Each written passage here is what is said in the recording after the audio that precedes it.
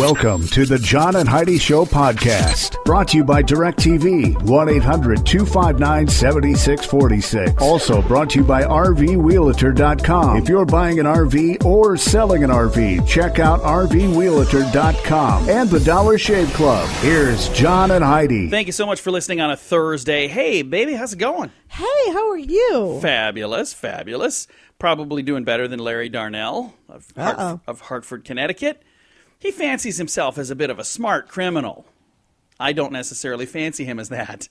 Here's what happened. He snatched a woman's purse and started to make his way for a nearby store to use the stolen credit cards when the cell phone in the purse started ringing. It was the police, hoping that the criminal mastermind would answer. But like I said, Larry thinks he's pretty intelligent. So when the cell phone rang, he was way too smart to answer it. What he did was grab the phone and try to turn it off. The problem was that Larry really wasn't as smart as he thought he was. He wasn't even smart enough to turn off the phone. Instead of hitting the off button, he hit the answer button. Satisfied with the phone had stopped ringing, he threw it back into the purse, which he was still carrying around. I'm sure that doesn't look suspicious at all. The police could hear every word he was saying. They knew what was going on. They heard the background music, and they used all this to help identify which store he was in, and they arrested him before he even completed his shopping. What an idiot. Yeah, so another smart criminal on the loose out there. Well, not on the loose anymore. Coming up in a bit. Any criminals really smart criminals? Because if you were smart, you wouldn't be doing that stuff in the first place.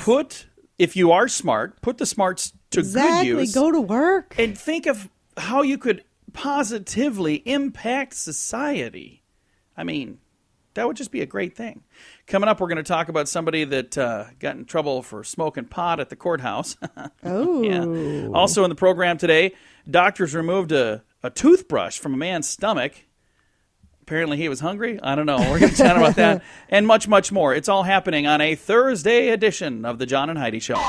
This portion of the program is brought to you by RVWheelator.com. If you're selling an RV, check out RVWheelator.com. They only get paid if they help you sell your RV. If you're buying an RV, you can find great deals at RVWheelator.com. Now, back to the John and Heidi Show podcast. The Houston, Texas Chronicle reports that a prospective juror, Cornelia Turner Mayo, was in a jury pool that had been narrowed down to 20 when the court took a little break. Police say they caught her outside of the courthouse smoking pot. What an idiot. Ironically, she was up for a jury spot in a marijuana possession trial. The judge said, I have had prospective jurors get lost before, but never did it occur to me that they might be getting ready for a marijuana trial by smoking marijuana. That's never happened. That is so they do say that you're supposed to be judged by 12 of your peers. So well, that's definitely a peer in this particular case. They could have maybe just left that alone. Oh, boy. I bet the prosecutors said, yeah, we don't want this person on the... Yeah. No, thanks. They're a little too sympathetic. Exactly. But we will be selecting a jury for her in a moment. Coming up here on the program, we've got a guy that swallowed a toothbrush. We also have a guy that was rescued when he was out at sea. We'll chat about that, all of that, and much, much more coming your way on a Thursday edition of the John and Heidi Show. This portion of the program is brought to you by Dollar Shave Club. You can get razors sent to your door each month for just $1, plus a couple of bucks shipping. It's an amazing deal. Log on to dollarshaveclub.com/radio to learn more. That's dollarshaveclub.com/radio. Now, back to the John and Heidi Show podcast. Let's head to India for a moment, where doctors removed a toothbrush from a man's stomach. Okay. He was brushing his teeth in front of the TV, and he accidentally swallowed his toothbrush. How do you swallow a whole... It must have been a small toothbrush. I don't know. He says, I swallowed it while brushing my teeth in front of the TV. Huh. Did he trip and fall and it jammed down his throat? How do you swallow a toothbrush? I don't know how you could possibly swallow a toothbrush. If maybe like the sword like a sword swallower, yeah, where their heads tilted back. Uh-oh, I dropped it and it fell down my throat. There's no way that could have accidentally... I mean, unless it was a very small travel kind of Or it could be one of those electric toothbrushes, battery charged, that vibrates and it just wiggled itself down his throat. I don't know what happened. I have no clue. That happened in India. Let's get back here. A nationwide mutual insurance survey found that 81% of Americans do something else while driving, including talking on the phone, texting, checking emails, eating, watching TV, doing their hair, applying makeup, and shaving. Not all at the same time, thank goodness. But I know I've done at least one of those. And maybe even two. But I try not to do more than those things. But I've shaved while I was driving. It's been a long time. Yeah, a long time ago. I used to have an electric razor. And I had 5 jobs, so I'd be driving from one place to another. I would never do it while I'm driving. I'd be sitting at a stoplight, and I'd be like buzzing the little fuzz off my cheeks. I was only like 14, 15, 16. I was just a kid. I was a young pup. So, yeah, do you do any of those things while you're driving? Do you put makeup on while driving? Not while driving. While you're driving, I do. While do I'm in the you passenger talk on the seat. phone while driving? Yes. Because I know you accuse me of that all the time. Okay. Because I do it. Yeah, but you dial and you scroll and you text and you... I don't text. Read I emails.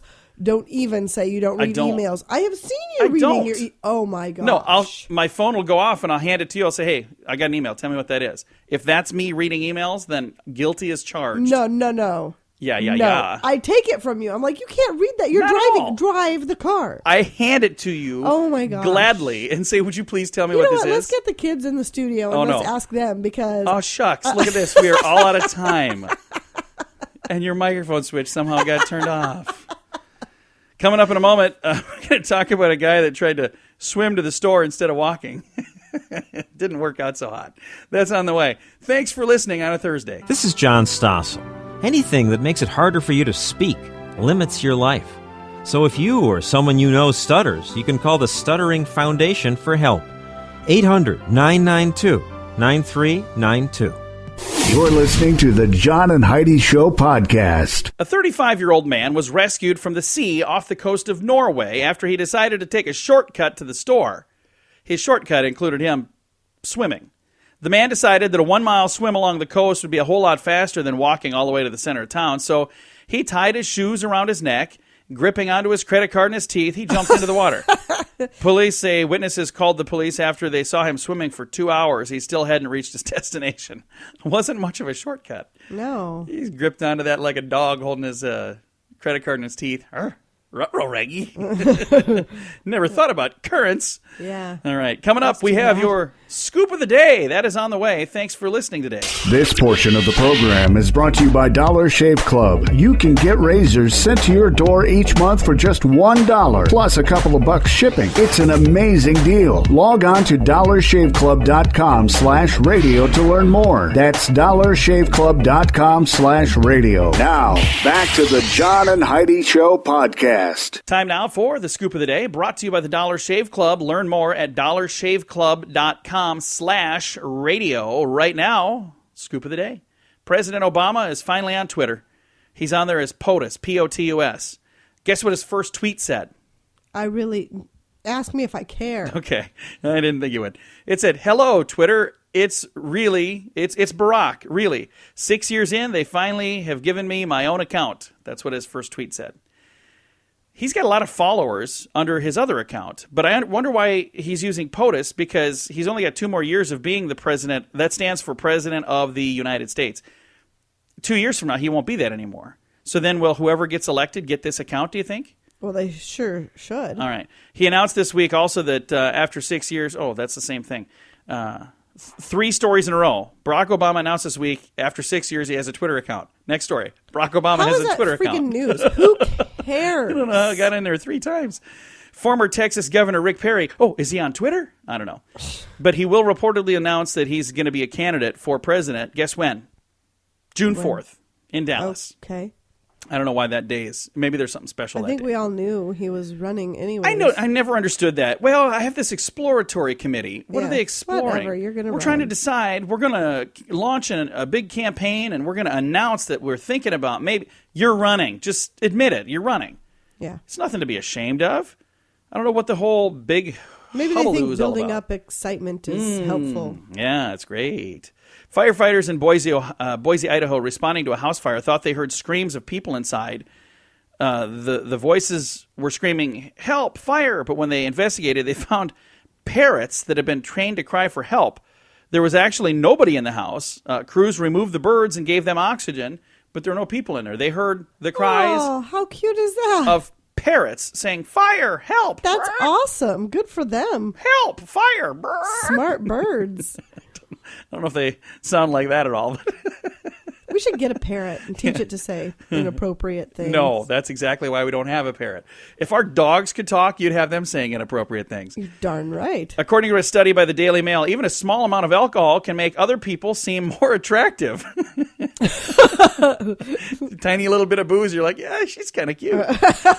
Here's your latest global warming scare. CBS News is reporting that sea levels will be up by 4 feet by the year 2214. So 199 years from now, if I did my math right.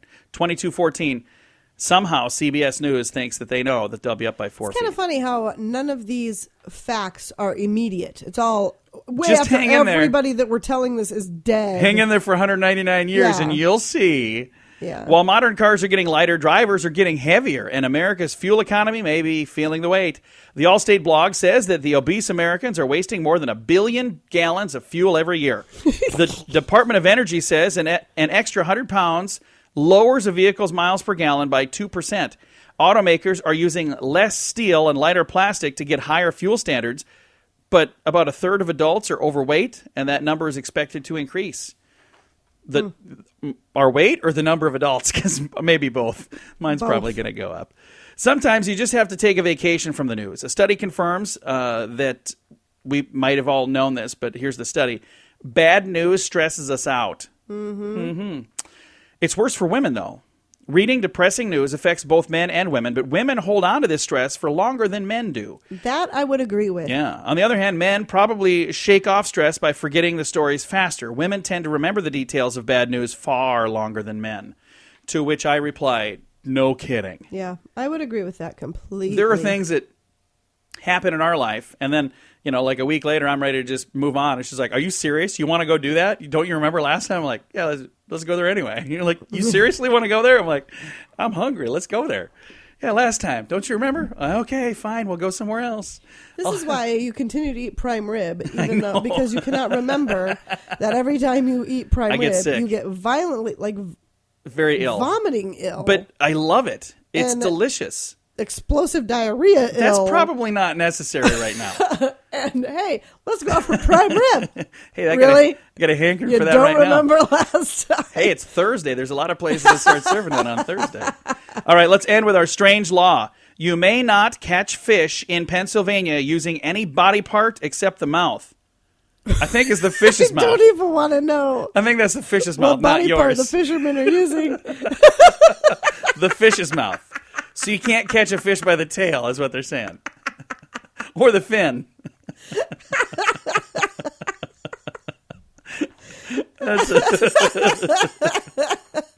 How do you get a largemouth bass? I don't know. I can get a smallmouth bass. All right. I think that's going to do it for our Scoop of the Day. Brought to you by Dollar Shave Club. Learn more right now. Get your razors for just $3 a month delivered to your door at dollarshaveclub.com/radio. This portion of the program is brought to you by Dollar Shave Club. You can get razors sent to your door each month for just $1 plus a couple of bucks shipping. It's an amazing deal. Log on to dollarshaveclub.com/radio to learn more. That's dollarshaveclub.com/radio. Now, back to the John and Heidi Show podcast. Thank you so much for listening on a Thursday. I've got a special guest joining me on the telephone line right now, Dr. Rob Garfield. He's a psychotherapist. He's also a clinical professor, and he is the author of Breaking the Male Code. It's a new book, and we've got Dr. Rob Garfield on the line with us right now. Good morning, Dr. Garfield. How are you? I'm doing fine. Fantastic. And the new book, Breaking the Male Code, is this available to purchase right now, or is it just coming out? It is. It's available on, all the distributors, Amazon, Barnes & Noble, Indie Books, all of these. Yeah. Awesome. Very cool. Now, coming out just at a particularly great time before Father's Day, too, which is I was going to just say things that this book actually focuses on. And say this is the perfect time for this to come out because everybody out there that's got a dad and they're trying to think, what can I get Dad for Father's Day? This would be a really great book to get. Tell me about Breaking the Male Code. First of all, I always like to ask, what was the inspiration for this book? What made you say, hey, you know what, this book is needed? Well, the inspiration is twofold. It actually is from 40 years, really, of being a professional psychiatrist and family therapist, and having to confront some of my own emotional needs for connection with other men. Certainly when I first started coming to Philadelphia, going through a hard time, a divorce, a new job, all these things, and feeling like I needed to talk, and I didn't really have anybody to talk to. And then, as I started to work with patients, finding out that there were a lot of guys who were depressed and anxious and coming in for help who really had a particularly difficult time, more difficult than some of the women who were coming in. So it's got me asking the question, what's going on here? When we need to reach out, we need to get help, what gets in the way? And that over the years has sort of led to this, my understanding of male code, what actually is different for men in the culture that gets in the way for them, the sort of rules about what it means to be a successful man, and how that sometimes gets in the way of being able to be open, reaching out, being nurturing, being nurtured by others. So that's where that came from. And I would add one more thing, which is that working with men over the years, coming to find that there was a special kind of advantage to having them talking with each other in groups.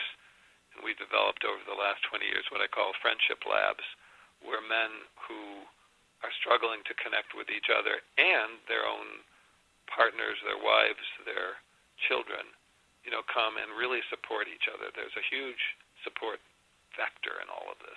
Very nice. Again, we're visiting with Dr. Rob Garfield, author of Breaking the Male Code. The book is available right now. We're going to chat about where you can get it here in just a little bit. But I tell you, I think this is a great idea for a book. When you think about a lot of the time what you would consider, a man's man, very rarely would that type of person, cry at a sad movie. Would that person open their heart to somebody? Now, I for one, must not be a man's man. I cry at even sad commercials, and I open my heart all the time.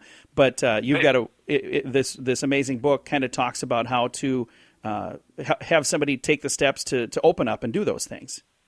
Exactly. And I wanted to write a book.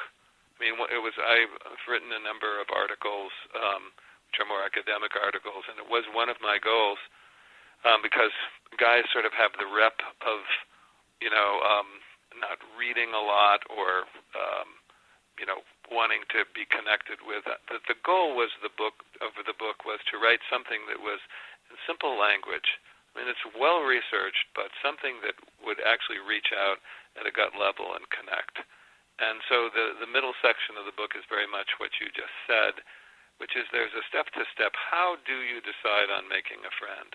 How do you communicate? What are the kinds of steps that you can take? What are the skills you need? How do you keep up a friendship?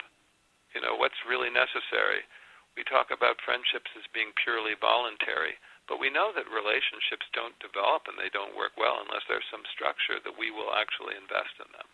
And then what happens if a bump in the road comes up? Somebody offends somebody or hurts feelings. How do we do the first aid for that? So I got the idea that, the step-by-step, might actually be really helpful for guys to take a look at that, even if they have friendships that are decent right now, that they want deeper, because that's what men seem to want these days. They want deeper friendships.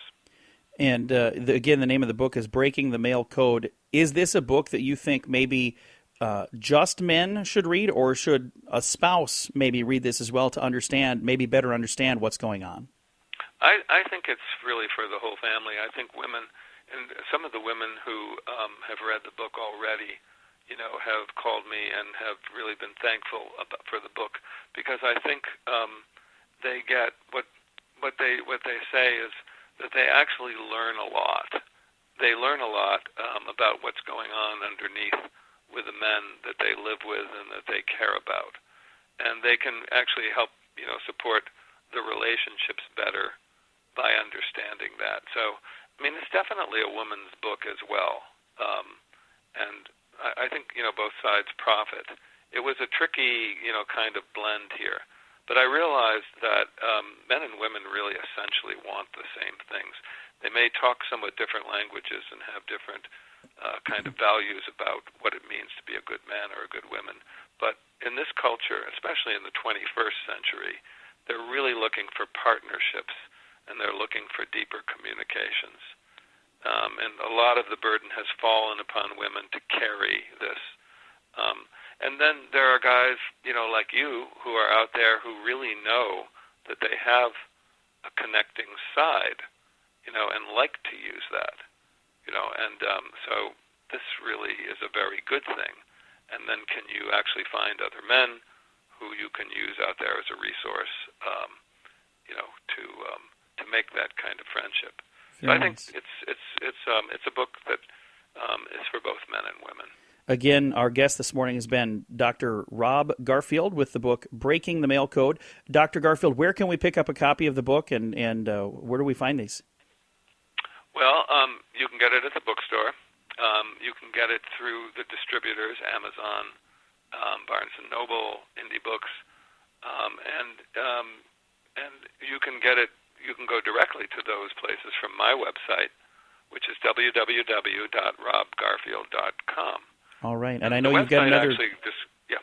I know you've got another interview coming up, so I'm going to let you get to that. Thank you so much for taking the time to chat with us. Thank you so much for having me on your show. Yeah, glad to have you. And again, that our guest this morning has been Dr. Rob Garfield with the book Breaking the Male Code. You can get that at your local bookstore. If you can't find it there, they've got it at all the online retailers, and check it out. It's a great book. It'd be a great thing to get for Dad for Father's Day.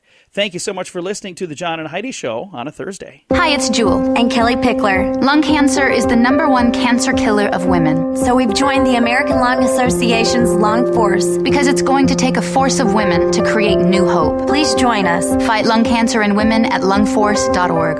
You're listening to the John and Heidi Show podcast. Today's a special day, Heidi. You know what today is? What is today, John? I thought you'd never ask. Today is American Red Cross Founders Day. It's also End of the World / Raptor Party Day. Rapture Party Day. Raptor. I think that's a dinosaur, isn't it? Yeah. Rapture. So is that scheduled for today? What time is that? I better schedule around that. You'll have to ask Al Gore. Why would he know? He's the ones who've been predicting the end of the world from global warming. No, Rapture's from the Bible. I don't know that he's the guy to ask. All right, Hummus Day. I need a patch for that day.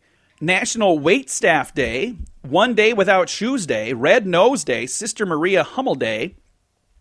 World Day for Cultural Diversity and Dialogue and Development Day. I'm going to celebrate by wearing a red nose while going to visit some wait staff. How's that sound? There you go. Oh, during the rapture. That's right. Thanks for listening on a Thursday. We got some more fun stuff on the way. This portion of the program is brought to you by RVRealtor.com. If you're selling an RV, check out RVRealtor.com. They only get paid if they help you sell your RV. If you're buying an RV, you can find great deals at RVRealtor.com. Now, back to the John and Heidi Show podcast. Using your cell phone while driving is a bad thing, but so is eating while driving, as one man recently found out, Heidi.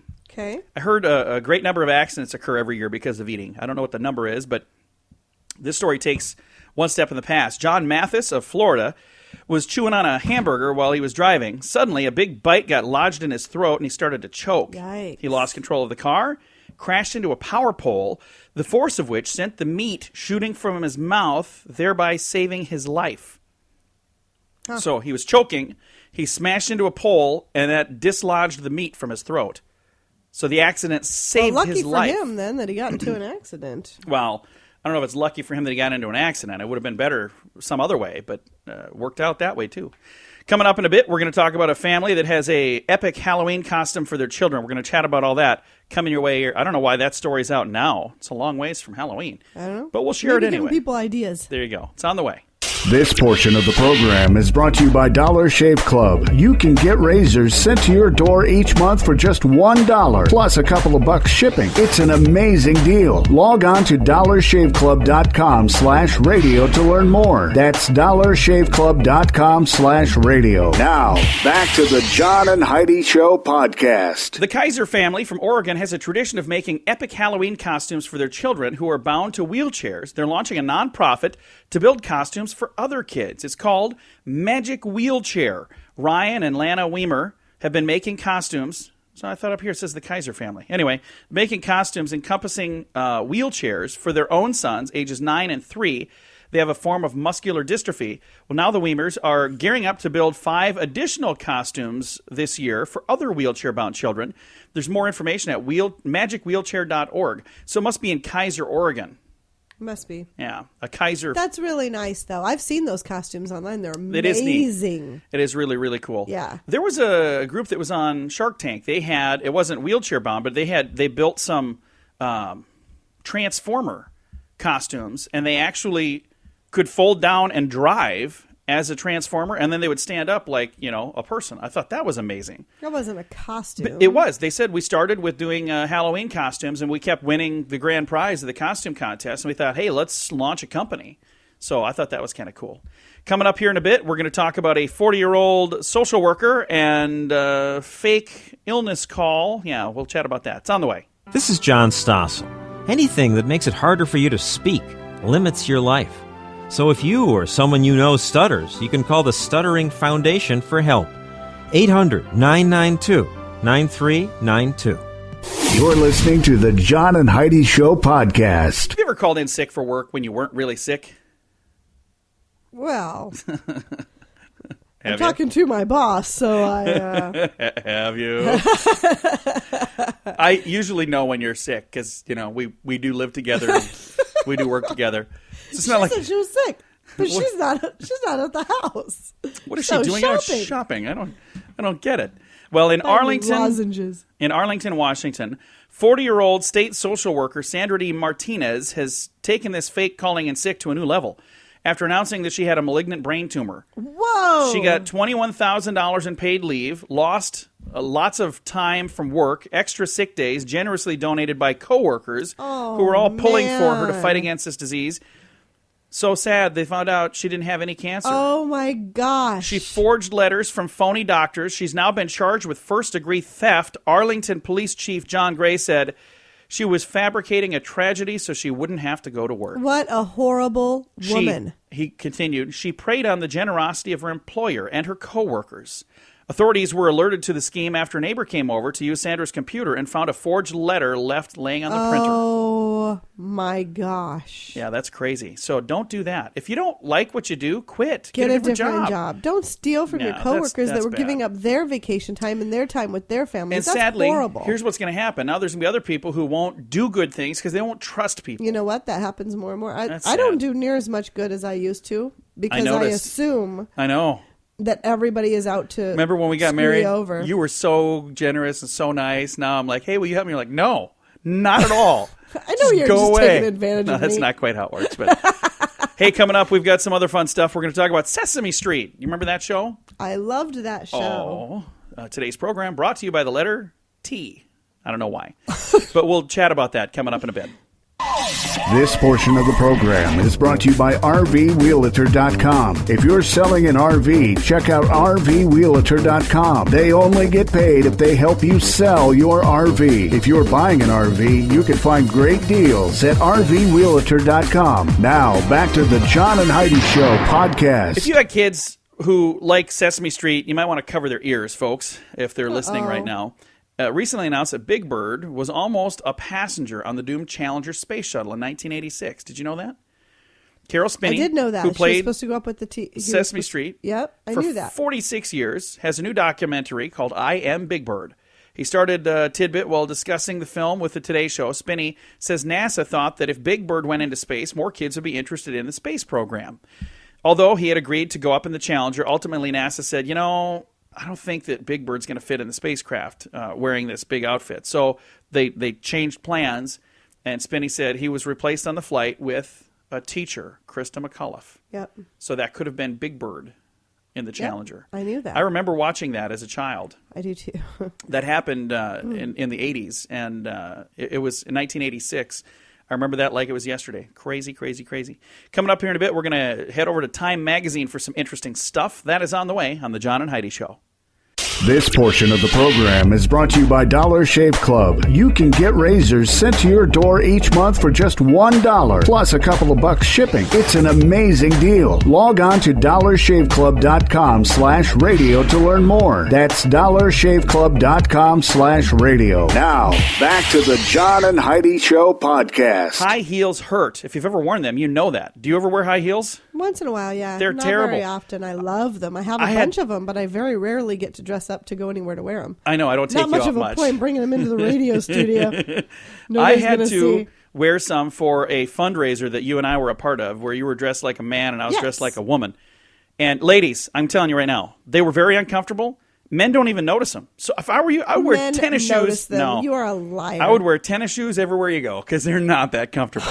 But high heels are bad for you. According to Time Magazine, a survey from last year found from the American Podiatric Medical Association, however you say that, they composed, it's all the foot doctors and lower leg docs. They found heels were far and away the most common cause of foot pain from women by wearing high heels. The study found that high heels can cause short-term problems with your feet, but the most significant risk of your high heel habit may be higher up in your leg. According to research, lots of time spent walking in heels changes the structure of the muscles and your tendons in your calves. So, and it's not for the better, it's for the worse. So if you want to have legs that look good in the long run, wear flats. No more heels. Throw them out the window. They Get them out of here. needed a study for that. I mean, I think all women know. There you go. Now you know with a study. See? Yeah. You feel smarter? Not really. Well, you should. All right. Time to say goodbye, Heidi. Goodbye, Heidi. Goodbye, everybody. Have a great day. We'll talk to you again tomorrow on a Friday edition of the John and Heidi Show.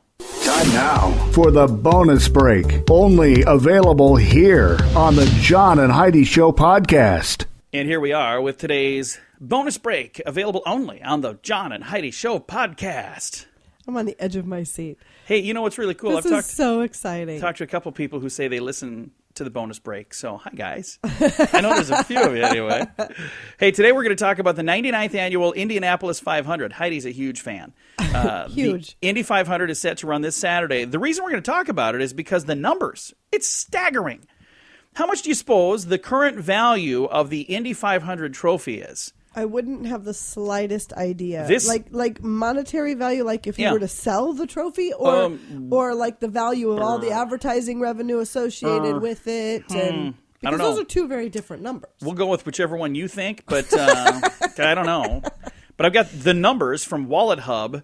They say it's worth $3.5 million. Okay, that would be with all the advertising. I think there's no way you could put that on eBay and get $3.5 million out of it. If that's the case, there should certainly be a movie called Stealing Indy, and it could be all about, somebody stealing that trophy. $3.5 million. Maybe Indiana Jones. That could be like the newest one. I don't know. Next on the list, the Indy 500's economic impact on the city of Indianapolis. 431 million beans they'll rake in because of this weekend. Yeah, that's a lot. 14.5 is the percentage increase in average ticket price from last year to this year. And second consecutive year in which the glamping will be allowed in the Indy 500 infield over the race weekend. What's a glamping? I have no idea. Sounds naughty. Glamping. I'm assuming it's something to do with camping. Glamping? What in the world would that be? I could not I wonder if it was you. supposed to be camping and they just hit the wrong buttons. Second year in which glamping will be allowed in the Indy 500 infield over the race weekend. Glamping. It must be short for something. I'm at a complete loss. I really don't care. I can't even think of anything. I can honestly say, without a doubt, that I will not be partaking, so it really doesn't matter to me what it means. Hey, if you know what glamping is, we might set you up with a prize. Reach out and let me know what the heck that means. All right. I'm going to let you vote for the bonus break for tomorrow. And you can chime in too, folks. You got to reach out and let us know. But we're either going to talk about why it's important to get sleep. That's one thing. Or 8 ways to get your kids to talk to you. Those are the two things for the bonus break. Your choice. Which one of those do you think is more important, Heidi? Getting sleep or having your kids talk to you? I think both are equally important. I'm just going to put down Heidi for a vote of whatever I choose. No, which one? You got to pick one. Well, I don't care. Would you rather talk about sleep or kids? Let's talk kids? about kids. All right, so I'm going to put Heidi down for this. And everybody else gets to vote as well. If you'd like, whichever one of those you'd like, just shoot me an email, john@sunnyradio.com, and I'll gladly go through and do what I can to choose the right one for our bonus break for tomorrow. Thank you so much for listening to our bonus break on the John and Heidi Show podcast.